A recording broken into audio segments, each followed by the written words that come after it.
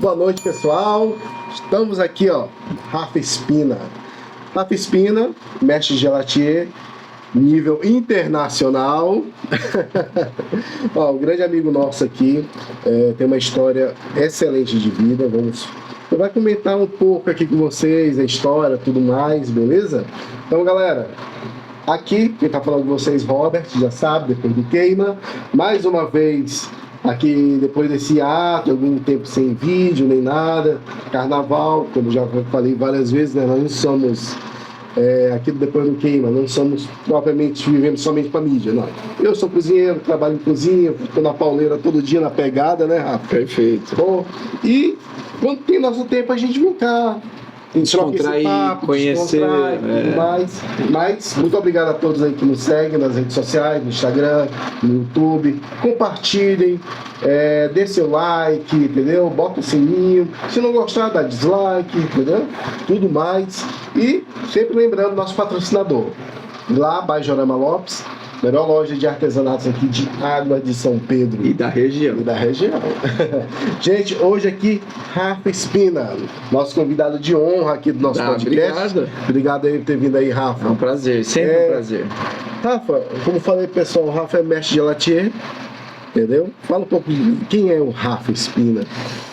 Rafa Espina, pai da Maria Clara, marido de Adriana Ramos, umbandista, corintiano sofredor, pessoas de muitos amigos, né? Tenho núcleos em todos os lugares aí de amizade, do esporte, da profissão, das questões pessoais. Sou apaixonado por dança, somente a dança rockabilly. Que mais? E sorveteiro. E sorveteiro, né? Rafa, antes de a gente começar nesse mundo de sorvete, gelato, só um adendo aí. Qual a diferença do sorvete para o gelato? Ai, assuntinho que dá a conversa. Eu acho assim. Primeiro é a tradução do nome, italiano e brasileiro. Nem sempre o gelato é melhor que um sorvete. Nem sempre o sorvete é melhor do que um gelato. Mas, basicamente, é uma conversa mais comercial, né? Marketing. O gelato, geralmente, ele é trabalhado num perfil mais italiano, um percentual de gordura, percentual dos ingredientes. O modelo dos ingredientes, um creme de leite fresco, mais trabalhado a parte láctea, uma saborização mais natural. O sorvete, geralmente, ele é fabricado uma vez por mês, uma vez a cada 15 dias, congelado por mais tempo. O gelato, geralmente, você consome ele no dia, uma textura diferente, tudo tal. Então, basicamente é isso. Uma gelateria, você vai ser atendido por uma moça que está atrás de uma vitrine, onde você vai enxergar os gelatos todos bonitos, com cara de gostoso, comendo com os olhos. Sorveteria, geralmente, você se serve, né? É servido numa bolinha e tal. Basicamente, essa é a diferença do gelato. E Rafa, o Rafa aqui, mestre de gelatier. O que seria um mestre de gelatier, então? Na verdade, assim, nós temos chefe de cozinha, chefe gelatier, patissier, que é o chefe. Sim. Chefe chocolatier, que é o chefe de chocolate. E chefe gelatier é o chefe que domina a arte do gelato, né? A parte de formulação, a parte de gestão, a parte de tudo que envolve uma gelateria, uma fábrica, o mercado em si, né? E galerinha, e o Rafa aqui é mestre de gelatier, mas não é formado no Brasil, direto na Meca lá, né? Diretamente lá onde o povo leva isso muito a sério, né? Com certeza. Itália, né? Itália.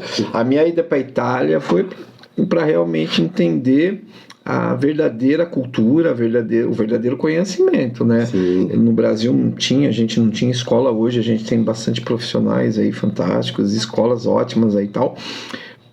Desculpa. Mas na minha época não tinha. Então eu queria aprender algo que fizesse a diferença. né? Eu não queria simplesmente misturar uma série de ingredientes, colocar numa máquina, comer e falar, pô, hoje eu sei fazer. Eu queria tudo. Eu queria desde a parte técnica, formulação, a parte de gestão de negócios. Entender tudo, do início ao fim. Do início sabe? ao fim. Porque é muito chato, né? Chegava lá, você comentou, né? Que chegavam os italianos, botavam a fórmula tal, faz aí. Isso. Eu comecei trabalhando nisso junto com a Adriana, que é minha namorada na época, né? né? O pai dela tinha uma gelateria, aí eu fui me envolvendo nos negócios, aí meu cunhado me ensinou a fazer o sorvete, aí eu falava assim, mas como que você fez esse sorvete? Ah, eu segui essa receita. Mas como que você fez essa receita? Ah, tal pessoa que me passou. Tá, eu ficava pensando, tal pessoa que te passou, mas como ela chegou nessas receitas, nesses números? O porquê que eu uso tanto disso, tanto daquilo? E eu comecei, aí eu vi que Curiosidade. mas mesmo as pessoas que passavam as receitas, elas tinham dificuldade para explicar. E às vezes nem sabia porque pegou a receita de outro. Aí vai, um pegando de um, pegando de outro. E não entendi o fundamento Sim. de cada coisa, né?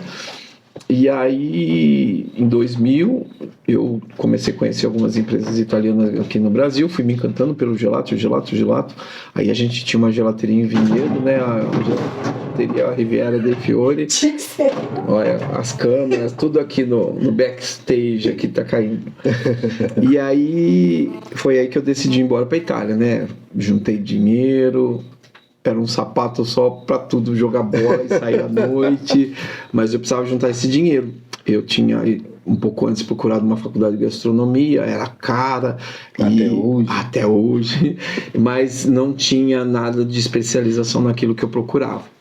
E aí eu decidi ir embora para Itália, fiz 3 escolas ótimas lá e trabalhei muito assim na questão de estágios, né? Fiz estágio em mais de 14 negócios lá em perfis diferentes. Quando eu estava lá trabalhando, né, já falando bem o italiano e tal, eu recebi uma proposta de um grupo de italianos lá que entraram em contato com o italiano no Brasil para me chamar para trabalhar no Brasil. Voltar à terrinha. Aí, sim. E como eu sou apaixonado pelo meu país, era isso mesmo que eu queria, entendeu? Aí voltei para o Brasil com esse conhecimento técnico e tal, e comecei a trabalhar nessa empresa italiana.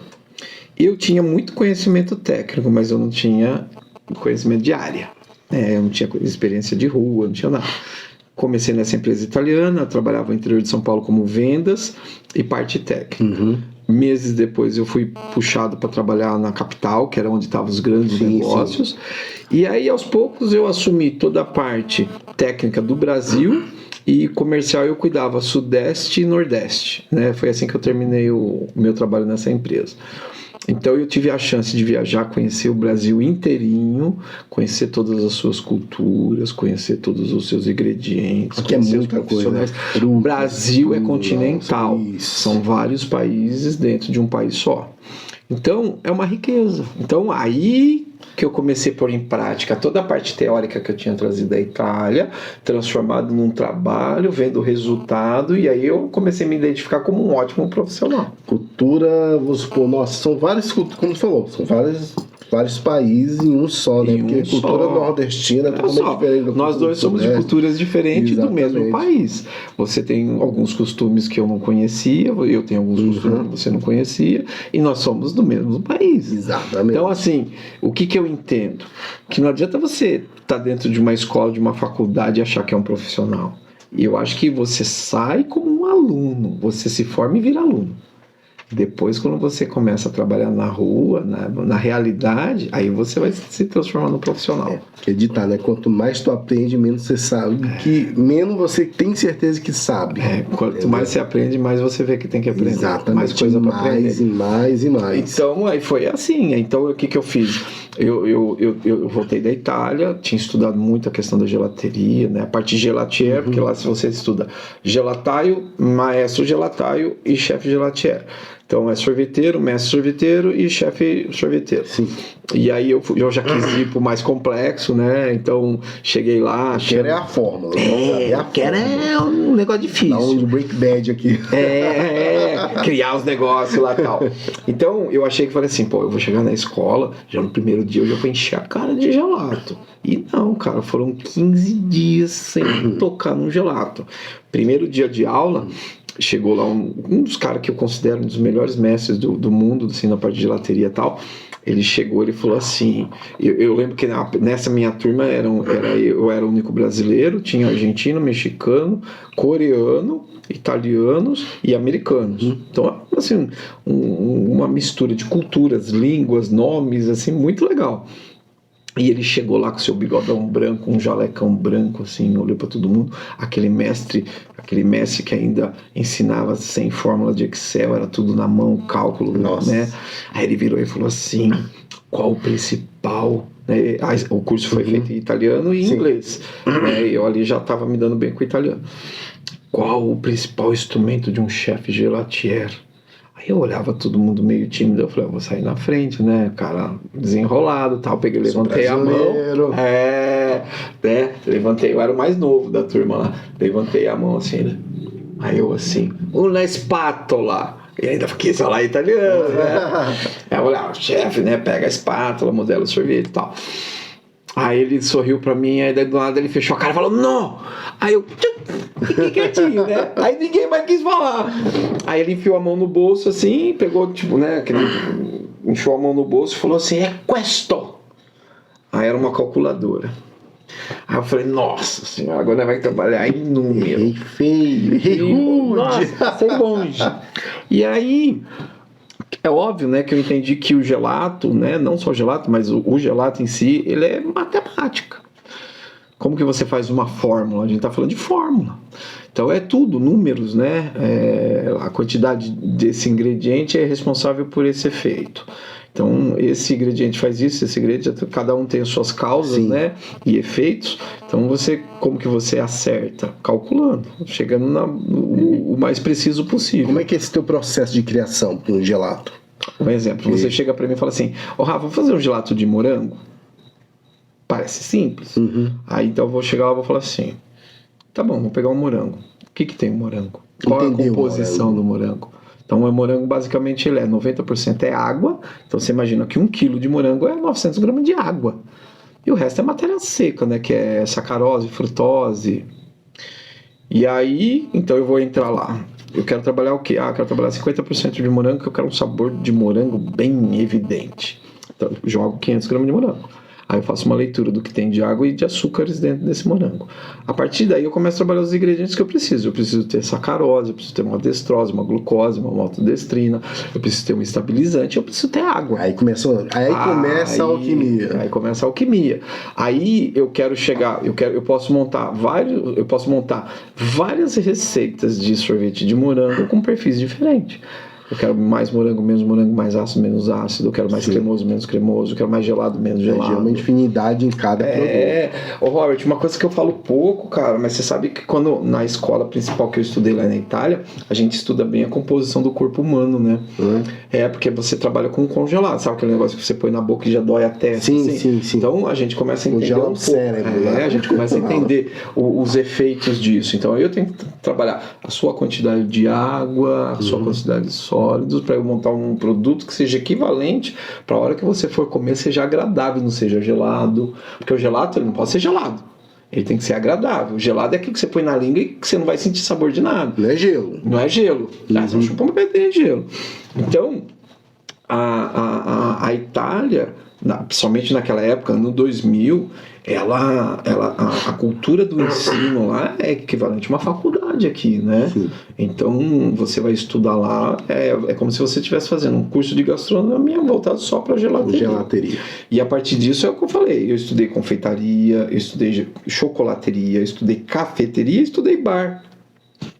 Porque, um exemplo, eu prestava serviço para empresas de bares em São Paulo. Eu consigo fazer para vocês um Sex on the Beach gelado. Vocês vão sentir todos os elementos de um Sex on the Beach ou de coquetéis aí famosos, sobremesas. Eu consigo transformar sobremesas em gelato, não simplesmente apenas misturar ingredientes. Uma linha de gelatos alcoólica, praticamente. Consigo fazer. Nossa. Então, assim... porque todo mundo pensa com gelato, sorvete, é doce, não sei o que. É uma sobremesa. Mas gelato de bacalhau existe? Nossa senhora, já fiz muito.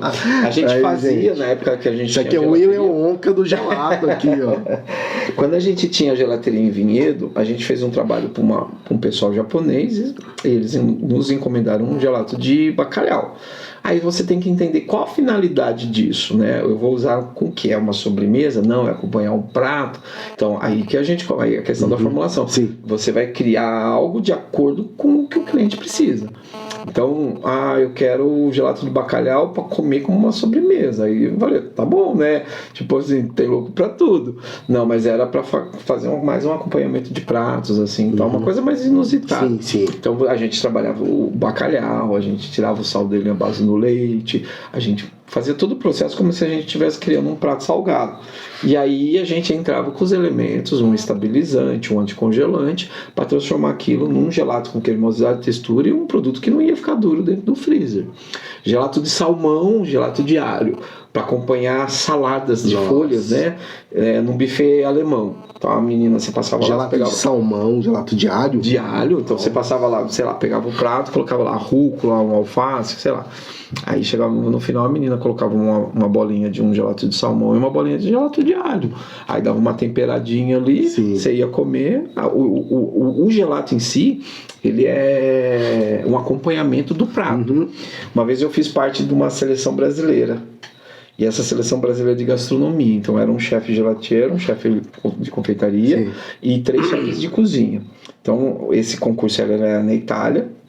Então os chefes de cozinha tinham que criar um prato, o chefe de confeitaria uma sobremesa de acordo com aquele prato e o chefe gelatier algo que complementasse o prato.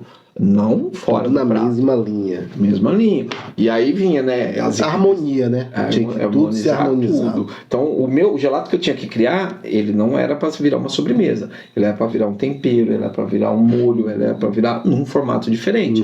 Então, ali a gente tinha pessoal do Japão, Espanha, França, Itália, as potências, né, da gastronomia. Assim, quando eu digo potência, eles tinham, o governo destinava laboratórios, salários para eles poderem treinar. E nós brasileiros era muito na raça, né? E a gente fazia bonito, né? A gente nunca ganhou assim em primeiro lugar, mas a gente sempre fez muito bonito. Então, essa arte do conhecimento, isso todo mundo que trabalha em qualquer área, né? Que seja ela na gastronomia, na vestimenta, né? A gente vê aí pessoas que são apaixonadas por criarem roupas, estilistas e tal, ou joias, ou gente que mexe com o mecânico, né? O cara ouve o carro, ele já sabe se tem óleo, um exemplo. Então, a paixão, ela define que profissional que você vai virar. A paixão que move, né? Isso que dá pra ver no Rafa. Eu sou apaixonado mesmo. Sou muito apaixonado. Paixão, ó, o pessoal que não conhece bem o Rafa, ele vive esse mundo. Ele mergulha, ele entra, ele tenta entender o processo do início, né? De pegar a fruta, desde plantar a semente, nascer a árvore, pegar a fruta, todo o processo. Fazer todo dela o processo. Nascer, dela ser reproduzida, dela chegar até mim. Até se transformar no gelato. Não somente uma fruta, né? Mas qualquer coisa. Qualquer ingrediente. A gente brinca que tudo vira gelato. Tudo. Não sei se você vai comer, mas vai virar gelato. Vai virar gelato. Então, assim, a Itália, para mim, ela foi fundamental. Quando eu venho pro Brasil, começo a trabalhar na rua mesmo, no mercado, aí eu começo a virar profissional. Eu não cheguei profissional da Itália, eu cheguei um aprendiz com bastante conhecimento. E quando eu comecei a trabalhar, eu me senti um aluno. 5 anos depois, eu me considerei um profissional apto a dar um curso perfeito. Pois é, Rafa. Então, depois que chegou da Itália, aí sim você se sentiu apto para aprender mais. Isso. Não foi nem apto para eu sou um manda-chuva. Isso, tá à frente de algum negócio. Para aprender mais. Eu comecei a aprender mais, né? Tipo assim, eu comecei a trabalhar na rua. Então, eu vinha com conhecimento técnico. Só que as pessoas que eu atendiam, eles já tinham conhecimento de causa mesmo, né? De mercado. Isso aqui é um negócio que era do meu avô, passou pro meu pai, ou eu tava falando com o pai que um dia ia passar. Quase o conhecimento empírico da coisa e tudo mais. Quem viveu com aquilo? A idade que eu tinha na época... Teu próprio sogro, né? Oi? Meu próprio sogro, que foi o que me ajudou a entrar nesse mercado, que me deu oportunidade pra caramba, tal, né? Eu chegava em negócios que o cara tinha de profissão mais do que eu tinha de vida, de anos, né? E aí eu falava assim, mas como eu vou falar pra ele querer ensinar um cara que já pegou inverno, já pegou chuva, sobreviveu, tá aqui, sustentou a família dele, eu vou ensinar o que é pra ele? Você entendeu? Então, tipo assim, eu tenho que me pôr no meu lugar. A hora que entrar na questão técnica, receita, perfil de produto, eu posso até falar alguma coisa. Mas o cara viveu uma vida em cima disso, da profissão dele. Você estudou pra isso. O cara viveu a vida inteira. Viveu isso. Entendeu? Então, eu estudei. Por isso que eu falei pra você, quando eu voltei da Itália, eu não era um profissional. Eu precisava da vivência. A mão, sabe, queimar a barriga no fogão. Eu precisava disso. Nossa, tu falou a palavra que eu ia falar agora. Isso que falta muito nos nossos gastrônomos de hoje, né? Porque, pessoal, quando você sai de uma faculdade, você não é chefe. Não. Quando você tá em uma faculdade, você não é chefe. Vocês que têm Instagram, perfil, desculpa aí que tô dando uma lição de moral, mas nem quem sou eu, né? Mas mal entrou na faculdade, já tem chefe, sei lá nas contas, chefe. Gente, os cozinheiros. Você vai olhar lá, tá no primeiro ano, no Instagram dele já tá lá, chefe, sei lá, faquinhas. Toquezinho, não sei o que. Isso, aí faz uma tatuagem, faz uma coisa. Fuezinho, uma coisinha. Pelo amor de Deus. Não tô aqui pra falar que é certo e que é errado. Que é certo e errado, mas tem que ter o quê? Vivência. Vivência. Não adianta. Você, tem chefe que não sabe fritar ovo. Mas fala de foie gras, fala disso. Uma coisa que a gente fala muito aqui, eu e o Matheus não tá aqui hoje, galera, mas tá resolvendo algumas coisas da vida dele, mas tá aqui no nosso coração, né, Rafinha? Sempre. Rafinha, que conhece o Matheusão. Matheusão é top. Corintiano. Isso aí já é gente boa, né? Pois é, ó. Então, isso que a gente fala, pessoal que quer ser chefe antes de ser cozinheiro. Tô falando de uma parte perfeito da gastronomia mesmo, entendeu? Eu já tô nessa área há pouco tempo. Eu me considero pouco tempo nessa área.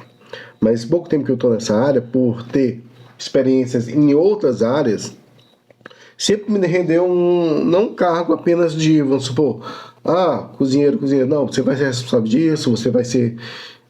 já cuidei de A e B, já cuidei somente de cozinha, já cuidei... Mas eu nunca botei... Eu não gosto... Quem me conhece mesmo sabe que eu não gosto dessa palavra chefe. Mas o quê? Sou cozinheiro? Cozinheiro, sorveteiro. Sorveteiro, cozinheiro, entendeu? Então eu sempre gosto de falar isso, porque a pessoa tem que ser o antes de cozinha, cozinheiro é da cozinha, né, cara? Exatamente. Chefe é um cargo, galera. Chefe é quase um status, né? O chefe, porque a alta gastronomia chegou no Brasil, graças a Deus, assim, de uma forma muito evidente, mas aí começou, né, a questão da mídia, dá muito, né, muita atenção para os chefes. Exato. E aí acabou virando um status. Então tem gente que se chama de chefe, mas não sabe nem cozinhar. Exatamente. E tem gente que nem quer ser chefe e cozinha muito. Muito bem. Posso contar um caso bem engraçado? Pode contar. Mas bem assim... Eu volto da Itália, comecei a trabalhar no Brasil para uma empresa grande. Eu morava em São Paulo, né? Eu e a Adri. A Adri na época era minha namorada e tal.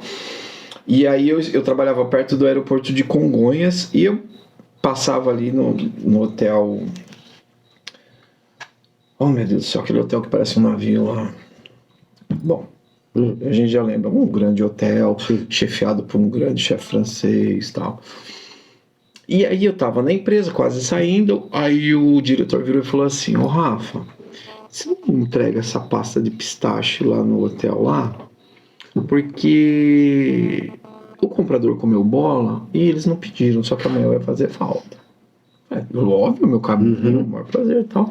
E parei nesse hotel, um grande hotel de luxo, bonito pra caramba e tal. Desci, fui na portaria, cheguei pro rapaz e falei assim: viu, vim entrega de uma pasta de pistache. Aí o porteiro falou assim: viu, a gente não recebe mercadoria essa hora. Aí eu falei assim: não, mas sabe o que acontece? Eu tô fazendo isso aqui tipo um caráter de emergência e tal, né, pra vocês não ficarem sem produto, isso. Ele falou: não, então pode entrar aqui, daí você vai procurar tal pessoa ali. E aí eu desci, fui procurar, acho que o rapaz almoxarifado, eu tinha que entregar a nota, tudo, né, tal. E aí nisso sai um chefe francês lá, um senhor baixinho lá, pequeno e tal. E sai gritando comigo. Ele nunca tinha me visto na minha frente, nem sabia nem quem eu era, mas ele já saiu me gritando comigo. Bem francês mesmo. Bem francês. Aí ele chega e fala assim: não vai deixar nada aqui. Brasil é tudo bagunça.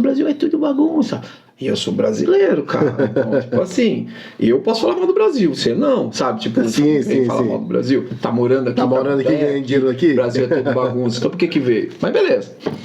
Eu, mais novão, mais nervoso e tal, né? Daí eu falei assim: peraí. Calma. Você tá nervoso por quê? Não. Posso de pistache. Tem horário pra chegar? Aí eu quis explicar. Falei, olha, o que aconteceu? Né, alguém não pediu, tá? Eu tô fazendo uma gentileza de parar aqui. Eu não trabalho com entrega, não trabalho com nada.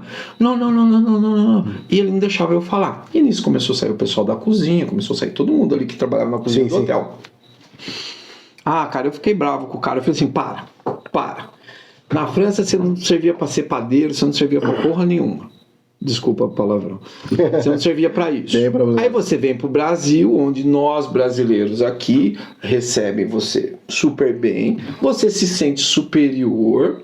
E eu vou falar uma verdade. Com certeza no meio daqueles ali tem um cearense que comanda a cozinha, porque a comida dele é boa, porque a sua não deve ser boa. Você é chato pra caramba.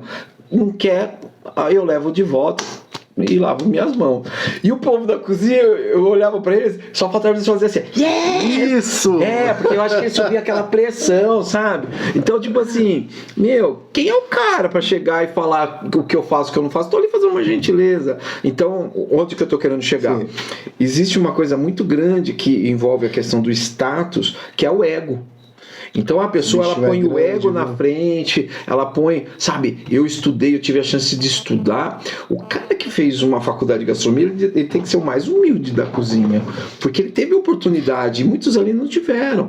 E ali quem tá ali pela raça, né? Eu brinco que eu falo que os cearenses são os melhores cozinheiros do Brasil, porque geralmente eu comi já em várias cozinhas que eram cearenses, né? Sim. E amo o Ceará também, né? Eu gosto muito de lá. Nossa, incrível que os cearenses também fazem os melhores sushi, né? Olha lá. Eles são japoneses. Conheci vários cearenses que fazem sushi excelente aí, né? Então, assim, eu quando eu cheguei da Itália no Brasil, com bastante conhecimento na cabeça, meus livros tudo embaixo do braço e tal, eu entendi que eu ia ter uma trajetória longa. Então, foram mais ou menos 5 anos viajando o Brasil inteirinho, conhecendo um pouco das culturas, dos costumes, para um dia eu chegar e falar assim, hoje eu sou um profissional, ou eu sou uma pessoa que já começa a andar para dar uma consultoria. Exatamente. Depois de quanto tempo tu dizer, agora eu vou dar uma consultoria? Tinha passado 5 anos depois da Itália. E uma coisa que eu nunca contei para você. O que eu comecei a fazer para aprender mesmo a consultoria? Comecei a dar consultoria de graça para as pessoas com menos posses, assim, sabe? Sim. Pessoas mais simples. Elas precisavam montar um negócio, elas não tinham condição de contratar, ou elas contratavam uma consultoria, ou elas montavam um negócio. Então eu pegava essas pessoas e eu dava consultoria para elas. Então eu já peguei avião, já peguei assim, coisa de gastos meus para poder ajudar essas pessoas. Sim. Mas além de eu ajudar essas pessoas, eu estava me formando. Então, aprendendo também. Porque assim, porque à medida que tu te doa, tu recebe também. Muito, entendeu? Muito. Além da questão pessoal, a questão humanitária, a questão, né, a energia e tal. Então o que eu fazia? A pessoa chegava para mim e falava assim, olha, eu tenho tantos mil para montar um negócio. Aí, cara, é um desafio, né? Porque quando você pega assim, eu tenho 1 milhão, né? Aí você compra tudo que você quer.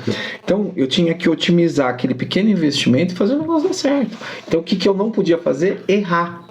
Então, eu aprendi mais a não errar do que procurar o acerto. Quando você não erra, você já está acertando. Isso. Então, eu comecei a dar consultoria para muita gente, que o pessoal me ligava de domingo, ou dia que eu tava num Réveillon na praia, o cara precisando de uma forma de gelato de maracujá com urgência. Eu saí, peguei um guardanapo num quiosque, fui lá e montei. Começou a fazer os cálculos.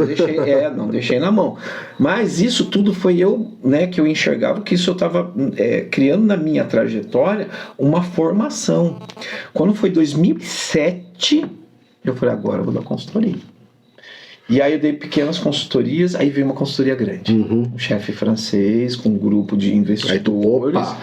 Aí eu falei assim, agora é a hora da verdade, né? Tipo assim, o Daniel San lá com o Miyagi treinando uma coisa, quando chegou no campeonato, é a hora da verdade. Pode fazer a águiazinha. Karate Kid é a hora da verdade. Então... referências. E aí, quando eu dei consultoria, era um chefe francês, eu dei aula pra ele. Aprendi muito com ele. Ele começou a me trazer. Eu dava as técnicas de gelateria, ele me dava a técnica de cozinha. O que eu entendi, Robert? Olha só que interessante.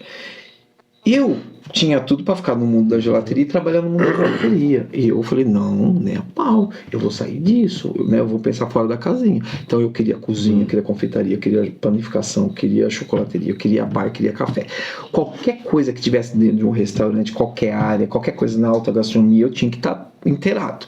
Por quê? Porque daí eu ia ter elementos para transformar a gelateria. Sim. Porque pegar, né, um sorvete de brigadeiro, faz um sorvete de chocolate, joga granulado, vira um sorvete de brigadeiro. Eu falei, não, eu quero a receita do brigadeiro para transformar em gelato. Eu não vou pegar um gelato de brigadeiro, eu vou fazer gelato, eu vou fazer um brigadeiro no gelato. Brigadeiro de gelato. O brigadeiro é um exemplo, né? E aí eu comecei a entender técnicas de confeitaria, eu cheguei a dar curso de confeitaria. Uhum. Eu viajava o Brasil para dar curso de confeitaria, curso de recheios, né? Recheios de chocolate. Nossa, eu tive um curso técnico de chocolate com um alemão que tinha 58 anos de profissão. Deus do céu. E foi a mesma coisa, cálculo. Aí tu falou que era espátula. Era a calculadora. Eu já andava com a calculadora no bolso. Ainda bem que chegou os celulares que já tinha calculadora, né? Então, assim, eu estudei muito. Então, eu estudei como o negócio precisava funcionar. Então, eu comecei a estudar muito a questão da gestão. Tudo em volta de gestão. A nossa casa tem que ser em volta de gestão. Não adianta você comprar 5 quilos de feijão e 1 quilo de arroz. Cadê a gestão? Sim. Então, tudo tem gestão. O negócio tem que ter uma gestão quase o 100% do preciso para o negócio andar. Certo. Então aí eu me senti preparado eu comecei a dar essas consultoriazinhas aí pro pessoal e tudo estava dando certo. Aí quando eu fui contratado por aí eu já tinha o meu preço, né? Claro. Mas foi um desafio muito grande, porque eu já peguei um chefe conhecido, um grupo de investidores alto e tal. E fui lá e dei essa consultoria e o negócio foi um negócio de grande sucesso que mudou o rumo da gelateria no Brasil. Nossa. Colocou a gelateria na alta gastronomia aqui no Brasil. Foi. Isso que eu ia falar, porque o Rafa aqui, pessoal, ele já trabalhou com grandes aí da alta gastronomia, né, Rafa? Assim, grandes vários nomes, desafios assim. Aí, né, Rafa? Foram. Um desafio, assim, que te deixou, assim... Tu já contou uma história, eu queria que tu contasse, pessoal, do yakisoba. Pessoal, sorvete gelato de yakisoba, o que vocês acham aí? E eu prestava serviço, consultoria para um buffet. E esse buffet ele fazia uns eventos, né, grandes eventos, na verdade, e ele gostava de inovar e inusitar, né? Então eles fizeram um trabalho para uma colônia japonesa, que também teria pessoas assim, não somente japoneses e tal, e eles queriam chegar lá com uma apresentação diferente. Nessa época, eu tinha conhecido na Itália um perfil de trabalho chamado Verrina, que era você reproduzir sobremesas que são tratadas, tortas, tudo em copos. Nossa. Lá na Itália tinha uns copos maravilhosos, né? Tinham já as embalagens de Verrina. Aqui no Brasil não tinha, mas a gente trabalhava muito copo de vodka, né, de dose de vodka, que ficava bonito. Então você trabalhava todas as, tipo assim, o que tinha no tiramisu na torta, isso. Sim. E aí então os buffets, trabalhando numa alta gastronomia, gostavam de, nem estou falando da gastronomia molecular, né, mas gostava de fazer releituras, gostava de trazer elementos de pratos em apresentações diferentes e tal. E aí o chefe do buffet virou para mim e falou assim: Rafa, você não consegue fazer um gelato de yakisoba? Quando ele falou isso, aí eu falei assim, lascou, né? Porque assim, tudo que congela tem água. O ferro não congela, ele fica gelado. Mas qualquer coisa que tem água no mundo congela. Então, o gelato ele é basicamente 60 e poucos por cento água. E o que a gente usa para lutar contra esse congelamento? Ingredientes com anticongelante. Açúcares, né, álcool, tudo que é derivado da cana, né? Você vê, a turma põe a garrafa de vodka no congelador, ela não congela, é por conta do álcool. Sim. E aí eu pensava assim, eu vou ter que trabalhar macarrão, eu vou ter que trabalhar o caldo, né, a parte molhada do yakisoba, eu vou ter que trabalhar os legumes e o cubo de frango. Como que se eu colocar isso num gelato vai virar uma pedra, vai ter gente banguela lá depois de comer, né, tal. E aí, cara, eu fui trabalhar elemento por elemento. E aí eu trouxe aqui tal temperos, né? Tudo que fazia parte do mundo yakisoba. Deixou todo o yakisoba desmontado, um quebra-cabeça. Perfeito. Aqui assim, ó, tudo aqui, ó, desmembrado. E aí eu vim com os elementos do congelamento, não só do gelado. Então eu trabalhei álcool de cereal, aí eu trabalhei, vamos dizer assim, eu tinha que deixar esse como ia ser um gelato, né? O yakisoba, você sente um belo de um sabor, ele quente e tal. Agora imagina congelado. Então eu trabalhava ele num perfil mais agridoce, né? Eu tive que dar uma caracterizada nele em relação à parte de gelato, não a parte somente da culinária japonesa, para poder conseguir entregar o negócio. E consegui. Então você olhava lá, tipo, eram uns baldinhos de 5 litros assim, era um yakisoba, tinha um macarrão, tinha um cubo de frango, tinha os legumes e tal. Você olhava, aí você fala assim, era doce ou salgado? Ele era um intermédio, ele era agridoce. Então, comia com hashi? Olha, podia. Eles foram servidos nos mini bowls, assim, com colheres, assim. E surpreendeu, principalmente o organizador do evento, que achou brilhante a ideia do buffet de apresentar algo que é da culinária deles, né? Mas de maneira diferente e até divertida, porque o gelato ele é divertido, o sorvete ele é divertido, né? É uma coisa que a gente fala que é para criança. Para minha criança, para os nossos filhos. Todos nós temos nossa criança interior. Eu tenho uma criançona, né? Também tenho. Então, assim, aí o buffet teve um resultado muito positivo, né? Teve um retorno positivo daquilo que ele fez. E aí, começou uma série de eventos, assim, todo mundo me chamava para fazer coisas inusitadas. Desafio. Aí eu comecei a conhecer mais chefes, comecei a trabalhar com muitos chefes de cozinha renomadíssima. Aí o pessoal que comanda os restaurantes mais conhecidos. Aí altos aí. Guia Michelin, trabalhei com guia Michelin também. E aí o pessoal chegava para mim. Esse que vão para a Amazônia, pratica com judô, né? Jiu-jitsu. Gosta de uma tatuagem. Sim. Eu montava a fórmula aqui para restaurantes em Nova York. Que tinham brasileiros trabalhando lá, eu conhecia, né? Mas as minhas receitas estavam rodando em Nova York, né?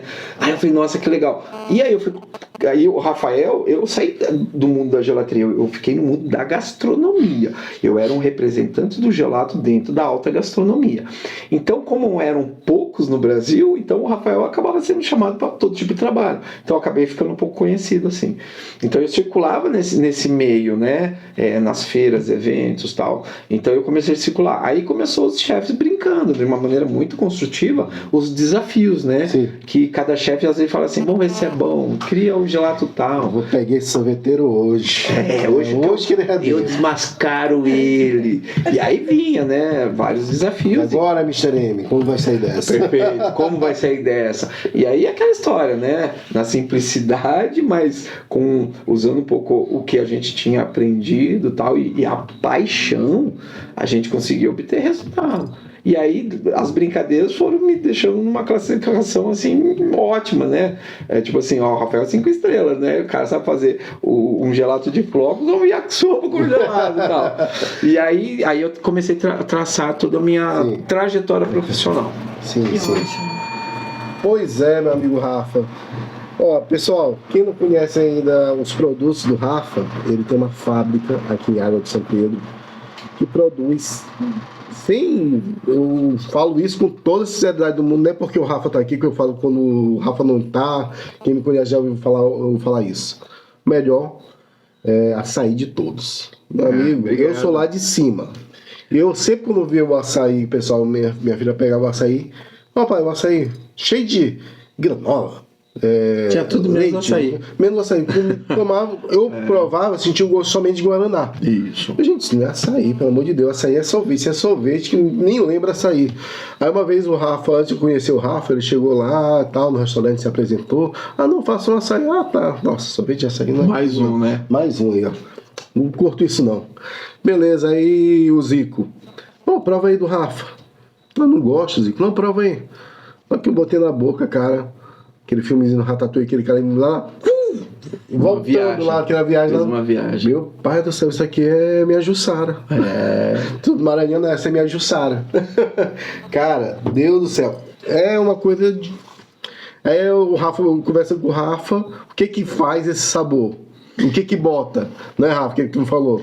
É o que eu não É, boto. não bota, né? Eu dei muita consultoria para empresas de açaí, né? Eu tive uma fábrica de matéria-prima, então eu vendia também muito produto para as empresas de açaí e comecei a ver como que o pessoal fazia o açaí. Lá atrás, quando o açaí desceu, né, chegou no Sudeste, através do Rio de Janeiro e tal, você tinha boas referências porque você encontrava os produtos mais puros, com menos misturas e tal. Quando a turma, o Sul aqui começou a pegar gosto pelo açaí, aumentou o volume de consumo, de venda, tudo, né? E aí começaram a aparecer os açaís, né? Tipo assim... E ganhou o mundo já, né? O mundo. Ou depois que a China aceitou o açaí, eu falei, agora não tem... Acho que falta o outro planeta lá. E aí, assim, o que acontece? Qual que é a matéria-prima mais cara de uma composição de um açaí? Açaí. Você vai comprar do Pará, ou do Norte, né? Pode ser do Manaus, Macapá, tal que seja, do Amapá. Mas, assim, são negociações que você tem que pagar à vista, isso, aquilo, tal. Então, onera. Né? Então, você tem duas linhas para você trabalhar. Ou você vai trabalhar o açaí, respeitar a cultura do açaí, o seu cliente, isso, aquilo, ou você vai procurar meios de baratear essa receita. Então, qual que é o primeiro passo? É você tirar açaí da composição. Sei lá, eu trabalho tantos por cento, hoje eu vou trabalhar menos. Se isso acontece, você tem que fazer reposição. De outros produtos, de outras cor, sabor, textura. Então, exemplo, eu vou lá e trabalho 20% de açaí. Então, eu tenho que pôr cor e sabor. Então, eu vou atrás de um aroma e vou atrás de um corante. É certo, errado? Isso aí vai de cada um. Eu não vou falar o que é certo ou errado para os outros, né? Eu acho o que é certo e errado para mim. Então, eu peguei fábrica de açaí que colocava papel higiênico. Como assim? É um exemplo. Eu vou lá e pego lá. Eu vou montar uma receita de açaí. A receita de açaí, ela é rica em água. Sim. Então, eu preciso colocar matéria sólida para dar corpo. Então, se eu tiro o açaí, eu estou tirando uma parte desse corpo. Sim. Então eu tiro o açaí, eu vou lá, ponho corante e aroma, ponho um emulsificante que é para dar uma emulsão, para incorporar mais ar, e coloco papel higiênico, ele vai dissolver na água e vai virar fibra, aí ele vai dar textura. É mesmo? Tem gente que coloca papelão. Então tem gente que está comendo um açaí aí hoje com papel, com papelão, com uma série de coisas. E eu falo, eu sei o que eu faço. O açaí que eu fiz, né? Que, assim, quando eu falo eu faço, é a questão da fórmula, né? Porque daí tem a minha mulher que dirige a fábrica, tem meus sócios, tem os funcionários, tudo, né? Mas aquele açaí que eu crio e depois a gente faz, ele é um açaí que foi criado para minha filha. Será que tá nos ingredientes? Açaí, açúcar, derivados, papel higiênico, neve, né? Pelo menos o melhorzinho. Então, assim, e além de tudo, a gente vive no Brasil uma não cultura de rótulo ético. Que nem nós, na empresa, trabalhamos em cima de rótulo ético. Nós temos um responsável técnico que assina por tudo, a gente tem todas as licenças, laudo, tudo que precisa para uma empresa funcionar. E o melhor é a tua diretora de qualidade, né? Quem é quem? A minha filha. Eu criei uma linha de produtos que eu falo assim, esse aqui é para minha filha. Então, se é pra minha filha, eu vou dar o meu melhor. Com certeza, cara. E aí, assim, minha filha toma açaí 6 horas da manhã como café da manhã. A café da manhã, minha filha, é açaí. Então, aquele açaí que eu vou te oferecer, você pode ter certeza que foi feito da melhor maneira possível. Com carinho, com amor, com ingredientes de ótima qualidade. A gente não tem produto industrializado dentro da fábrica, a gente cria tudo, né? Eu não compro estabilizante, eu não compro nada disso. Eu não tenho xarope de guaraná, aroma, corante, emulsificante, eu não tenho dentro da fábrica. Mesmo os gelatos, eles são totalmente naturais. O meu tudo só o bruto mesmo para fazer lá. A gente cria do zero, a gente transforma tudo do zero. Então, aí começou a fazer um sucesso, entendeu, Robert? E outra, pessoal, a fábrica é o Natural da Serra. E o que é incrível também, que é totalmente sustentável. Né? Total. Não gera lixo. Não temos lixo. Tudo que é gerado na fábrica é material reciclável e a gente ainda faz seleção. Separa o que é isso, o que é aquilo. Eu digo que o teu vizinho lá nunca viu um saco de lixo. Não. Ninguém vai ver açúcar, ninguém vai ver embalagem de açaí, ninguém vai ver porque a gente faz uma parte assim sustentável, né? Como eu estava comentando com vocês aqui, que eu acredito muito que a natureza é a representação de Deus na Terra, né? Então, se eu faço qualquer ato contra ela, eu estou fazendo contra Deus. Então, tudo lá dentro é respeitado. O ingrediente, o fornecedor, a pessoa, o entregador. A gente tem entregador na nossa empresa que é assim, o cara coleta, não sei, lá em Limeira, e já liga aqui para mim, fala, Rafa, eu já estou com o seu produto no meu carro. Ele fala assim, quando eu passar no pedágio eu já estou te avisando. Gente, assim, a participação dos fornecedores, dos vendedores. Então, a gente está conseguindo criar, e nem com todas essas intenções, algo que, tipo assim, todo mundo quer fazer entrega, todo mundo quer atender a gente, todo mundo quer ir na fábrica, todo mundo quer consumir nosso produto, todo mundo quer se relacionar com a gente, e de uma maneira muito natural. Trabalhando conceitos, valores, né? Então, a gente fala lá que a gente não vende por dinheiro, né? A gente cria para experiências, né? E o dinheiro, obviamente, que é consequência. É o bônus, né? É negócio, tem que pagar, mas vai vir. Bem natural. Vai vir natural. Mas a gente não corre atrás disso. Sim, então, um exemplo, organicamente, a gente trabalha com uma barra de açaí que vem lá do Pará. Orgânico, kosher e halal. Nossa, cara, isso aí é uma área que assim, poucos conhecem.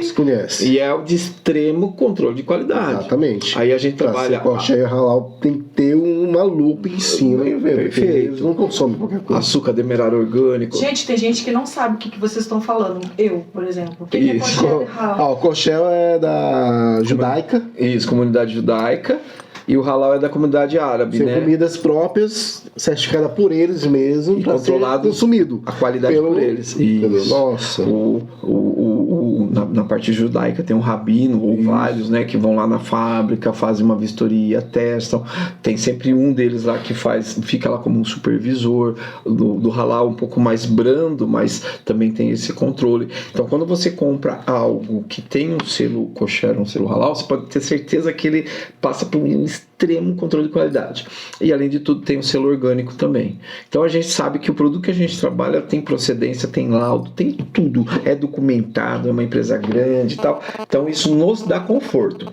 A embalagem que eu trabalho é uma das embalagens mais caras do mercado, mas é uma empresa que ela vem, me dá laudo, me dá licença, mostra tudo. Então eu consigo ter minha parte documental, porque uma coisa é eu fazer um açaí gostoso, uma coisa é eu ter uma empresa redonda. Sim, né? sim. Que daí entra a questão empresarial. Que vai tudo, porque a tua parte é o açaí, mas ainda tem a parte da matéria-prima, tem a parte de onde vai colocar ele, não adianta ter um excelente produto, vai colocar onde.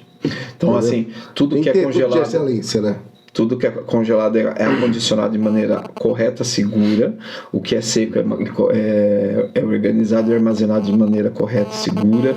A manipulação é feita de maneira correta e segura. Os maquinários nossos são maquinários que têm tecnologia, são maquinários de ponta, e a gente cada hora está recebendo mais máquina. Recebendo assim, estamos investindo, né? Sim. Cada vez mais em máquina, porque a nossa produção, graças a Deus, está crescendo muito devido ao retorno que o mercado está dando para a gente, a aceitação em relação ao nosso trabalho, não só o produto, em tudo que envolve nosso atendimento. A gente dá o apoio para o nosso cliente de A a Z. Ele não está comprando açaí, ele está ganhando um parceiro. Essa é a nossa metodologia de trabalho. Exatamente. Todos os nossos colaboradores, tudo são seres humanos ali trabalhando, aprendendo e tendo oportunidade. Essa é a política nossa. E logo a gente pode ver uma loja não vender somente para CNPJ, para CPF também, né? É assim, a gente, segunda-feira a gente já vai começar uma conversa já de montar um projeto. Eu já monto loja para todo mundo, né? Aí a gente agora vai começar a montar a Adri, que vai estar mais à frente disso, né? Assim, na questão de perfil de loja, isso, aquilo, a gente já tem um desenho já de um formato já. Então a gente já vai querer abrir, sei lá, daqui 2-3 meses a primeira loja. E aí a gente quer ter uma loja em Água de São Pedro para ser tipo o showroom da fábrica, que dá acesso também às pessoas daqui. Que a fábrica é aqui também, prestigiar a região. Então logo, pessoal, vocês vão saber o que é esse açaí, o que é esses gelatos de doce de leite, que Deus. Fantásticos. Então a turma vai ter acesso a isso. Tá esperando aquele também, acho que a Adriana também tá esperando aquilo lá de tapioca, viu? Tapioca é assim. Só não fala que eu amo. Então, é o gelato que a Adriana mais gosta, assim, sabe? Sim. E ela já me joga muito na cara porque tá demorando lá para sair. Então a gente quer trabalhar. Eu valorizo muito o ingrediente brasileiro. Sim. Eu gosto muito da questão regional. Norte, Nordeste, Centro-Oeste, que também é rico em gastronomia e tal. Então eu quero trazer um pouco para cá. A gente também vai começar a trazer para cá uma cultura também chamada biodinâmica, né? E a gente tem acesso aí mais ou menos 5, 6 tipos de frutas que são orgânicas e biodinâmicas. A biodinâmica já é um upgrade do orgânico, né? Vamos dizer assim, é um degrau acima. Um degrau acima do Isso, orgânico. que é a cultura do plantio como seres vivos, né? Isso. As plantas, as frutas, tudo, são tratadas como seres vivos. Conversados e tal. Colhidos na lua certa tal. Então, assim, é um negócio de extrema qualidade. Então, isso a gente já está trazendo aqui para Águas já. Isso é bem interessante. Então, assim... Nossa, isso aí é um puta de uma nova tendência aqui que ninguém fala. Não. Ninguém fala. Ó, a gente vai ter produtos, um exemplo, 0 açúcares. Sim. Trabalhado em cima de adoçantes naturais e saudáveis. A gente vai ter produtos funcionais. Então, exemplo, vamos fazer um açaí com colágeno. Aí a mulherada vai ficar doida. Vamos fazer um... Vai servir como estética. Caramba! Por que não vai ter gente eu que vai pegar me deliciar com açaí? E por que não eu me deliciar com açaí e fazer uma pequena reposição de você entendeu? Ao exemplo, uma vez eu montei um açaí com vitamina C. Então, por que não eu tomar um açaí e consumir um pouco de vitamina C? Você entendeu? Um benefício, aquele plus mais, né? Então eu tô me deliciando, me divertindo e ao mesmo tempo eu tô cuidando da minha saúde. Pros teus clientes. Perfeito. Nossa. Então a gente também já tem um projeto em cima disso. Então é tudo muito bem pensado. Toda a experiência de profissional de vida de todos os envolvidos está dentro desse projeto, né? Eu como o cabeça, talvez porque eu venho já, né, na frente de outros negócios. Não a cabeça, mas o coração, né? O coração. o coração. Então, assim, a Adri, que vem da área de confeitaria, a Adri é muito boa no administrativo, uma pessoa muito focada. Aí tem meu sócio, o Robson, que é uma pessoa que tem uma visão comercial, né? Ele está se integrando na área agora, na área da gastronomia, mas ele vem de grandes empresas, tal. A esposa, a Gláucia, que cuida da parte financeira. Então, todo mundo está usando sua expertise ali para transformar isso num negócio. E a gente não está correndo atrás de dinheiro, não. Tipo, eu preciso ganhar dinheiro, quero ganhar dinheiro. Não. A gente quer sucesso. Porque quando você corre atrás do sucesso, você trabalha em cima de benefícios, você trabalha em cima de coisas particulares. E a parte financeira, ela é consequência do sucesso. Então, quando eu vejo uma pessoa tomando um açaí nosso, eu não quero saber quanto que tá no caixa, eu quero ver ela fechar o olho assim e falar assim, nossa, que delícia. Nossa, essa delícia que a gente é assim que a gente vai trabalhar. A saudade da nossa cidade. Porque o ser humano, ele é envolvido por emoções. Então, você imagina as cargas afetivas que a gente tem do cheiro, do paladar, né, do som. Então, você vai comer alguma coisa aqui, você vai fechar o olho, você vai voltar na sua infância, você vai voltar numa viagem. Nossa, eu tava lá em Milão comendo não sei o que. Nossa, eu tava lá em Jericoacoara, lá tomando suco de cajá. Então... Nossa, isso me lembra minha avó. Nossa senhora. Trabalhar a parte afetiva, na memória afetiva nossa. É a melhor experiência que existe. Não tem igual. Quando você desbloqueia essa parte afetiva... porque senão você vai fazer coisa para matar a fome. E não tem valor. Então a gente trabalha muito em cima de, vamos dizer agora, valores, né? Então você vai lembrar da sua terra quando você come o açaí. Você vai lembrar da sua terra em um determinado dia que você pôs aquilo na boca, tava um sol, aí vem uma brisa ali e tal. Então assim, a alta gastronomia, a parte profissional, é você conseguir juntar tudo isso daí e transferir isso para o seu cliente. Através de um produto, através de um prato, é experiência. Aí você começa a caminhar você começa a trilhar um caminho de sucesso. É diferente. Por isso que eu já sou chefe, eu já conheço tudo, esquece. Você tem muita coisa para conhecer. Eu tenho 25 anos de profissão. E eu tenho que ter ciência que eu ainda tenho que continuar mais, sei lá quantos anos para aprender. Enquanto eu estiver vivo, eu estou aprendendo. Enquanto temos vida, somos ainda alunos. Eternos aprendizes.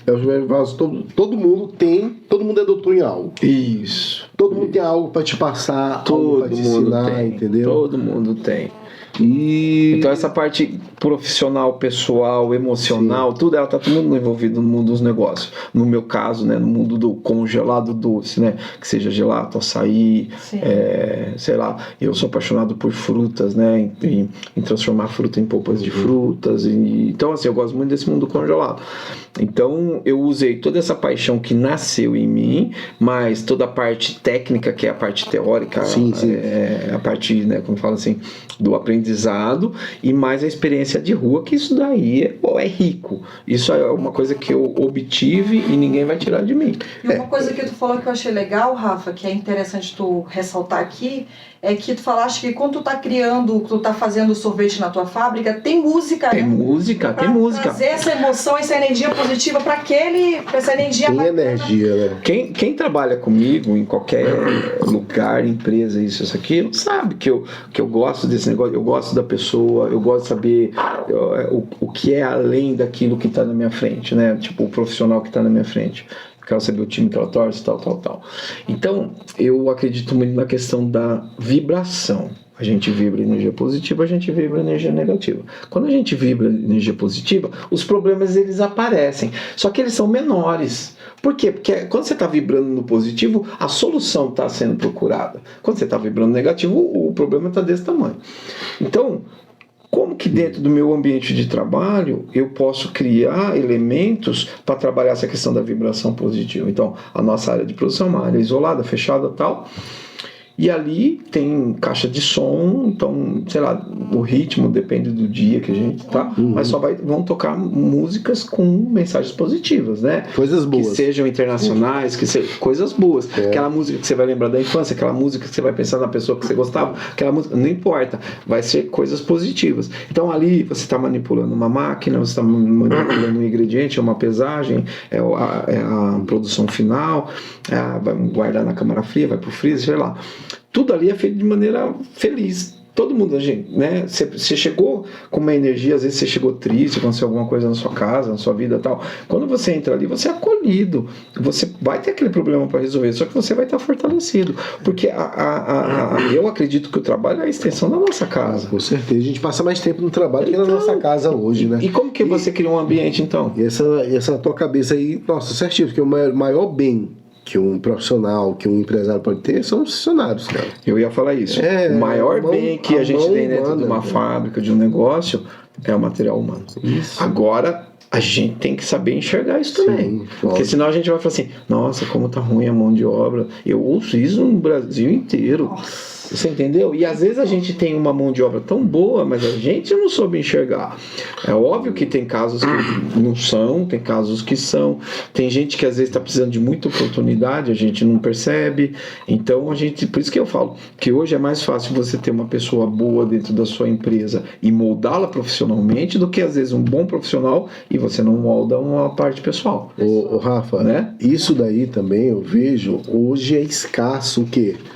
Mão de obra, eu não falo nem profissional, eu falo pessoas realmente para querer trabalhar em cozinha, em gastronomia. Isso aí não estou falando de Brasil não, isso aí é caso que está sendo estudado nos Estados Unidos e tudo mais. Por quê? Porque além de ser um trabalho muito desgastante, né?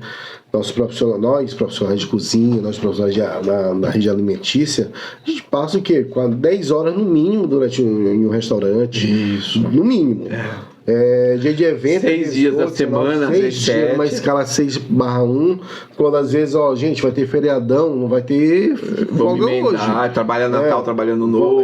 Não tem férias. Então, e às vezes, esses empresários, alguns empresários desse ramo, não pensam no lado humano. Bota qualquer coisa pro pessoal almoçar. Até almoçar, entendeu? Bota pro pessoal almoçar, bota qualquer coisa pro... paga o valor X para ele, às vezes é pago o quê? Um valor... Irrisório. É mais simbólico do que... Ainda tem que pagar transporte até o local, então acaba ficando o quê? Pouca coisa. Então, isso eu vejo que é um grande motivo de hoje nós não temos tanta mão de obra para quê? Para restaurante. Isso. Que é um cara que trabalha 10 horas por dia, em pé, para cima e para baixo, às vezes está ganhando menos que um cara que fica sentado 6 horas atendendo em um local sentado, Uma 6 loja. horas, numa Às loja. vezes uma loja. Mesmo valor. É, e quem vai querer essa vida?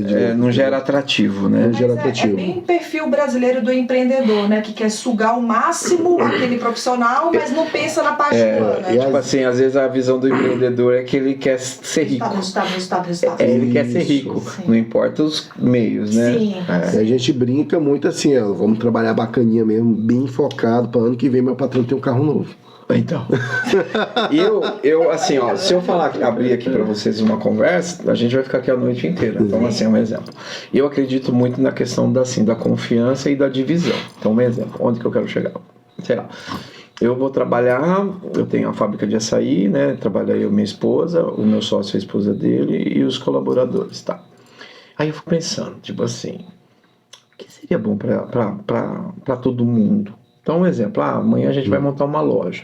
Eu posso pegar bem um dos funcionários e colocar ele como nosso sócio. Ele vai virar o operacional, a gente vai fazer o investimento da loja. A loja nasce como um cliente da nossa fábrica, então isso pra gente, numa estratégia empreendedora, é interessante. O McDonald's fez muito isso. Né? Muito. O próprio Outback, né? Tem aí outros nomes aí que também faz essa prática. Quando você faz isso, eu chego para você e falo o seguinte: você leva a história do McDonald's lá atrás.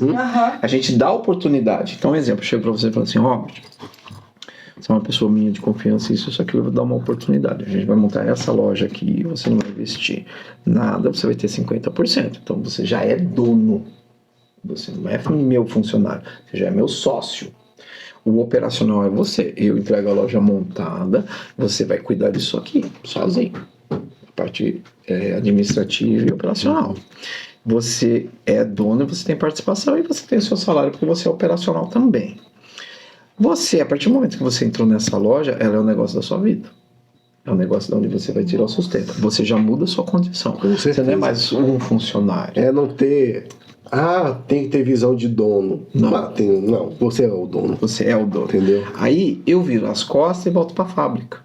Porque eu sei que você vai tratar aquilo ali como a última oportunidade da sua vida. Com certeza. Pegar aqui, ó. E a oportunidade que era parada, né? A gente aprendeu. Né? A oportunidade é um bichinho cabeludo na frente e careca atrás. Quando tiver de frente, tem que pegar. E grudar. Quando E passou, aí, já era. então eu vou ter a confiança de deixar você tomando conta aqui, porque você não vai querer me roubar, porque você vai estar se roubando. Vão me roubando.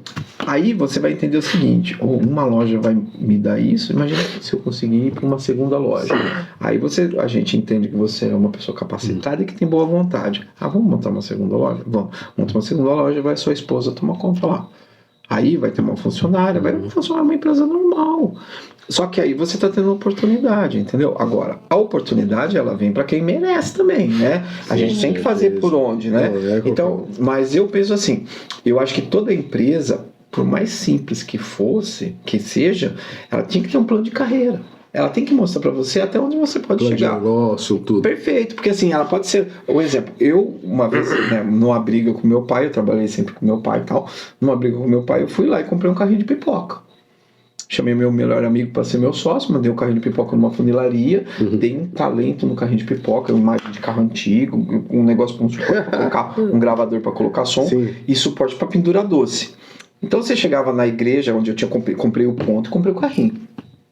Eram 3 pipoqueiros, que eram aqueles senhores mal-humorados, e eu e ele com 17 anos dando risada pra todo mundo. Um monte de gente, de amigo meu, falava assim: tem vergonha? E a gente tem vergonha de quê? Então, como a gente trabalhava? Eu trabalhava de segunda a segunda. A gente não trabalhava de sexta, sábado, domingo, de segunda a segunda. A gente tinha aqui a igreja, o nosso ponto era na frente da igreja, tinha a Posani aqui do lado, que era uma empresa gigante de cerâmica, tinha um colégio do SESI aqui, tinha uma outra escola estadual aqui, e era uma passagem para bairro. Então por que eu não vou trabalhar durante a semana? Eu trabalhava durante a semana. Eu e meu melhor amigo. Chegava no domingo, eu fechava o caixa. Na segunda eu abria. Eu fechava o caixa, R$300, faz de conta. Sim. Pegava lá R$300, dividia em 3. 100, 100 e 100. R$100 pro Labore, 50 meu, 50 dele. R$100, comprar tudo aquilo que a gente vendeu durante a semana. E os outros R$100, fluxo de caixa. Não sabia que era esse nome, mas era uma reserva que eu tinha para uma emergência. E assim fui administrando. Então, esse carrinho de pipoca foi uma escola para mim. Negociar, vender, administrar. Se você não tem uma gestão num carrinho de pipoca, você quebra. Só que a mesma gestão de um carrinho de pipoca é de uma multinacional em proporções diferentes. Então, eu dei oportunidade para o meu amigo. Entendeu? Então, assim, meu amigo trabalhava ali perfeitamente. Ele não era meu funcionário, era meu sócio. Não estou dizendo que a gente tem que chamar todo mundo de sócio. Eu estou dizendo que é o seguinte: nós temos que criar atrativos dentro das empresas onde pessoas têm o interesse de não querer sair. Qualquer empresa que eu trabalhei poucas empresas, a turma fala assim, mas você é o filho do dono. Por quê? Porque não era vestir a camisa, era a segunda pele mesmo. Então eu acordava, respirava o trabalho, com respeito, sempre respeitei a hierarquia. Eu acho que isso é importantíssimo a gente entender. Eu acredito assim, eu nunca vou me pôr assim, eu sou seu chefe, eu não vou dar carteirada. Não precisa. Mas sou eu que vou pagar as contas, sou eu que tenho que correr atrás para trazer resultado. Eu falo, a pessoa que precisa falar o tempo todo, se afirmar, eu sou chefe, é o que não é. E não vai ser líder. Que não Nunca vai ser um líder. Fica intrínseco, né? Fica. Precisa. É uma autoafirmação. natural. É autoafirmação. Então, assim, eu hoje não, né? Tem mais de 25 anos que eu pertenço ao mundo da gastronomia. Eu trabalho a parte doce da gastronomia e acompanho muito a parte salgada da gastronomia. E vi o Brasil, eu falo Brasil porque eu trabalhei do sul ao norte e nordeste, então eu percorri o Brasil inteiro. Oiapoque é o Chuí, vendo muita coisa pro Chuí. Eu provo que ele existe. Então, assim, conheci nessa trajetória de 25 anos, conheci pessoas maravilhosas, conheci empresas maravilhosas, eu conheci muita gente que você fala assim, meu Deus do céu, o mundo é maravilhoso, né? Porque o negativo chama mais atenção quando a gente quer. Então, você pega lá aquelas notícias sensacionalistas, isso chama atenção. Isso vende. O Brasil. E as coisas boas que estão acontecendo? Sim. Todo dia acontece coisa boa. Eu conheço muito mais gente boa do que gente ruim. Porque até mesmo eu vibro tanto no positivo que eu acabo atraindo as pessoas boas. Tipo vocês aqui, nós estamos nós três aqui. O pessoal fala, até bonzinho não vai em lugar nenhum. Não, gente, é isso. Não tem. Não é isso. Tem que ser bonzinho, nós temos que ser bom. Mas quando você é bom, os outros se aproveitam de você. Seja o outro aproveitar de você, não você se aproveitar do outro. Exatamente. Você entendeu? E você é uma pessoa boa, vai cair do lado de pessoa boa. Então, quem vai te querer aproveitar? Né? Então, quando você está numa vibração positiva, eu não estou falando de religião, não estou falando nada disso, estou falando de energia. Você vai sempre trabalhar num lugar legal, com pessoas legais, e tudo vai dar certo. Sim. Os problemas, as dificuldades, elas sempre existem.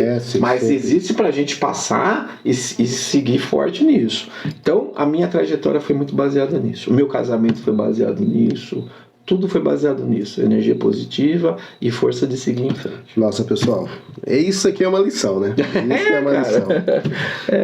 E foi um longo caminho também, né, Rafa? Longo caminho. Pra essa nova geração aí que quer tudo frutar. Não. É assim, eu sou muito da cultura que a gente planta semente, cultiva a semente, espera ela nascer para render os frutos. Mas aí a gente tem que estar se preparando para isso. Nada vem de mão beijada. Da história, né, do céu. A gente aguarda, a gente quer tanto o lugar que a gente vai viajar, mas a gente não curte a trajetória. Que às vezes a verdadeira viagem está na trajetória. Exatamente, e não no lugar. E é isso que quando eu te falei lá, te toquei a respeito da sociedade, do mundo que a gente leva a programação dos nossos pais, é que tu tem que tirar nota 10, mas quando tu alcança a nota 10, tu não curte a nota 10, tu tem que te preparar para uma próxima nota 10. Então esse caminho... Vai ficar correndo atrás do rabo. Exatamente. Eu vejo o seguinte, já começou a gravar e você já vai botar também. A vida, muita gente falou, não curte o trajeto. Eu ouvi não sei quem ouviu falar, o pessoal falando do quase. A gente vive um eterno quase. Hoje, eu estou quase me formando. Eu tenho que pegar esse quase e aproveitar esse quase. Porque quando eu me formar, vai ser um dia, uma hora. Tá formado, acabou. E o quase ele poderia ter sido tão prazeroso que quando você se formar vai fazer a diferença lá. Essa é a pegada. Quando eu acordei do coma, e aí eu cheguei pra Adri e eu falei assim, Adri ela tem um peso muito forte na minha vida, sabe? Principalmente nessa fase aí e tal, e foi a primeira pessoa que eu olhei lá quando eu acordei dia 3 de agosto, que é a data do meu renascimento, assim. E aí eu virei para ela e falei assim, Dri, a gente tem que encher nossas vidas de pequenos momentos. Que às vezes a gente perde pequenos momentos pensando nos grandes momentos. Aí eu vou viajar um dia pra Disney, você põe isso na cabeça. E você tá vivendo todos os dias, você não tá curtindo uma cidadezinha, uma reunião de amigos, um churrasco na chácara. Então você vai viver em função daquele dia. Você nem sabe se você vai chegar. Sim. Só que nesse espaço entre você pensar e você executar, muita coisa pode acontecer. Então por que a gente não consegue transformar? Você chegar e falar assim, vamos tomar um café? Você sai, vamos dizer, suado do seu trabalho, você senta num cafezinho, você vai tomar um café olhando na rua, cumprimentando as pessoas, brincando com as pessoas e tal. Isso é um pequeno momento. Então se a gente encher nossa vida de pequenos momentos, a gente vai ter um acumulado de coisa boa. Eu tava falando, né, que eu gosto de ir lá no restaurante, eu chego, cumprimento todo mundo, vou na cozinha, cumprimento, bato papo, tomo café, como alguma coisa que você me dá lá. Pra mim aquilo ali já recarrega a energia. Aí eu vou começar meu dia. Antes eu fazia isso com mais frequência, né? Hoje menos e tal. Mas isso é um pequeno momento. Então eu converso um pouco com você, converso um pouco com o Matheus, converso um pouco com o Zico, converso um pouco com todo mundo. Então, por que a gente não traz isso para nossa vida social e vida profissional? Né? Eu vou me formar, eu quero fazer uma faculdade, eu quero ser um profissional. Ele não está preocupado na hora do estudo, das provas, a sua formação até chegar até lá. Por que ele não está curtindo aqui? Sim. Queimar um prato, dar risada daquilo, tirar a lição daquilo. Porque conhecer a pessoa que está do lado, nada cai do céu. É como eu tô falando, aproveitar a jornada. É a jornada. Quase. A jornada, cara. Entendeu? A jornada ela é maravilhosa. Então, pessoal, Rafa Espina com a gente aqui. Excelente. Rafa, só tenho a agradecer. Muito obrigado mesmo. Show. Eu que agradeço a oportunidade de estar dividindo. A paciência, tudo. Prazer. Muito obrigado por vocês terem assistido até agora. Vocês conheceram um pouco da vida do Rafa. E foi só um pouco mesmo, foi só uma passagem, né, Rafa? Uma passagem. Só uma reunião mesmo. Rafa é consultor de várias empresas, de muitas empresas aqui de água de São Pedro também, né, Rafa? De hotéis grandes aqui, né? Bom, Rafa, dá um salve pra galera aí, dá um abraço. Aquela timidez. Dá uma mensagem final pro povo aí. Né? A timidez inexistente. Primeiramente, eu quero agradecer vocês. Eu agradeço. Nossa. A gente vem aqui para fazer um trabalho e não trabalha. A gente se diverte, a gente se curte, a gente aprende. E agradecer ao pessoal que está assistindo e espero que tenha sido super proveitoso e tal. E, né, Rafael, a empresa que eu tô à frente hoje é a Natural da Serra, uma empresa que tem uma ideologia muito top e espero que as minhas palavras, as minhas histórias sirvam aí de alguma forma de exemplos para os que estão começando e os que já começaram, né? É muita persistência, é muita humildade e assim, ver o lado humano de quem está do nosso lado. Isso é muito importante. E obrigado. Obrigado, pessoal. Obrigada. Show. Gente!